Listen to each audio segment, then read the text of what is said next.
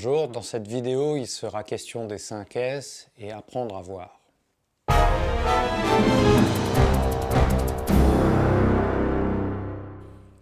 Avant de vouloir mettre en œuvre les outils et principes des 5 S, ce qui est relativement facile, il s'agit de développer la sensibilité à voir, à s'étonner de situations dégradées ou qui nécessitent des améliorations.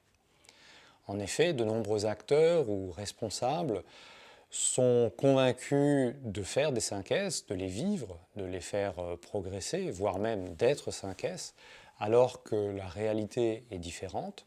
Ce sont par exemple des gens qui vont vous faire visiter leur entreprise en vous montrant leur propre bureau qui est loin d'être exemplaire, qui ne vont pas s'étonner au long de cette visite de situations dégradées, de gens qui ne portent pas leurs équipements de protection ou qui ne vont pas non plus se baisser pour ramasser quelque chose qui est à terre, comme une pièce, une fourniture, un outil ou un bout de papier.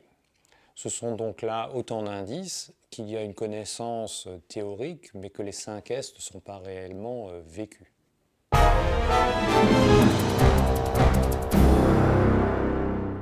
Commençons notre exercice. Voici une installation dont personne ne devrait être fier.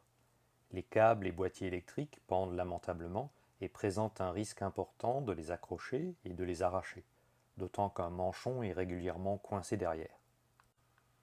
Les débris qui encombrent cette crépine sont la preuve que personne ne se préoccupe de la contrôler ni de la nettoyer. Le bâti de cette machine est maculé d'huile provenant d'une fuite. L'huile jaune n'est pas très visible sur cette teinte verte, mais un nettoyage quotidien par les utilisateurs devrait révéler la fuite et conduire à une remise en état.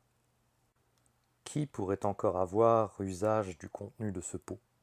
Pourquoi le garder? Si j'étais embauché demain à la conduite de ce poste, je serais inquiet de ne pas pouvoir lire les indications et risquer de me tromper.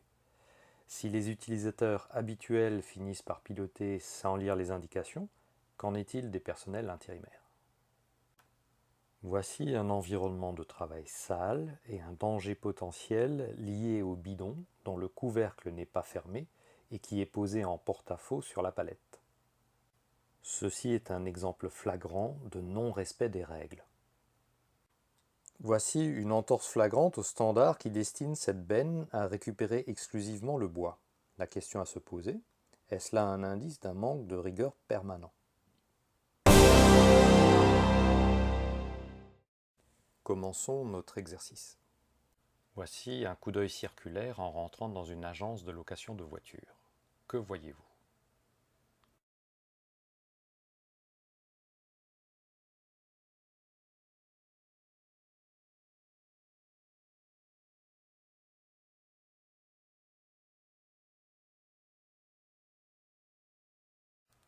Des câbles au sol, disgracieux et dangereux, des objets au sol derrière l'armoire basse au fond, un extincteur inaccessible, un empilement devant et sur l'armoire basse à l'extrême droite.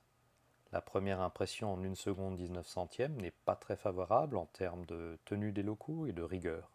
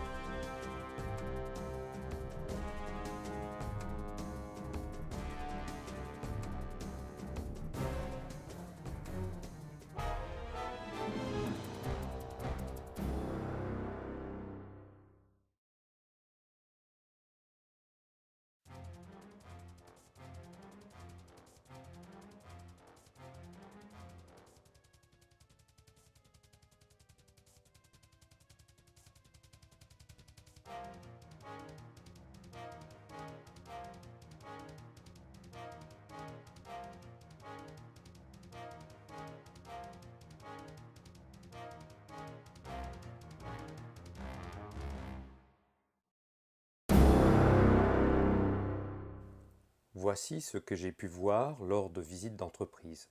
Je pourrais être un client important, un auditeur qualité, un inspecteur des services d'hygiène.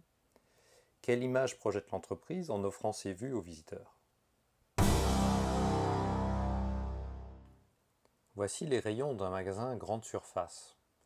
Les rayons sont plutôt bien rangés, bien achalandés, quand le regard se pose sur un extincteur non accessible, complètement encombré. L'accessibilité aux extincteurs et autres moyens de lutte contre l'incendie fait partie de mes points de contrôle personnels durant des visites d'entreprise. Leur accessibilité et leur état sont des indices de sérieux et de rigueur. Voici un mauvais exemple particulièrement choquant vu dans une boutique parisienne.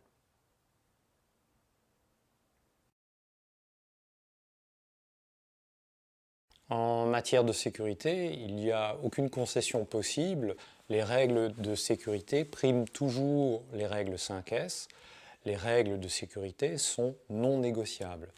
Si les 5S sont là pour favoriser, pour améliorer la sécurité, l'inverse ne peut pas être vrai. On ne peut pas substituer les règles 5S aux règles sécurité. Les règles 5S ne font que appuyer, rendre plus facile, stimuler la sécurité, mais en aucun cas ne peuvent se substituer aux règles de sécurité qui restent, je le répète, non négociables. En conclusion, acquérir les règles et principes des 5S est relativement simple, mais ceci n'a de sens que si on les vit pleinement, si c'est mis en œuvre par des personnels qui savent s'étonner, s'émouvoir et prendre en charge des situations où il faut améliorer, des situations dégradées ou des situations dangereuses sur lesquelles il faut intervenir. Merci pour votre attention. Vous pouvez retrouver mes ressources à propos des 5S sur mon site internet, ma chaîne YouTube ou sur mon blog. Merci et à bientôt.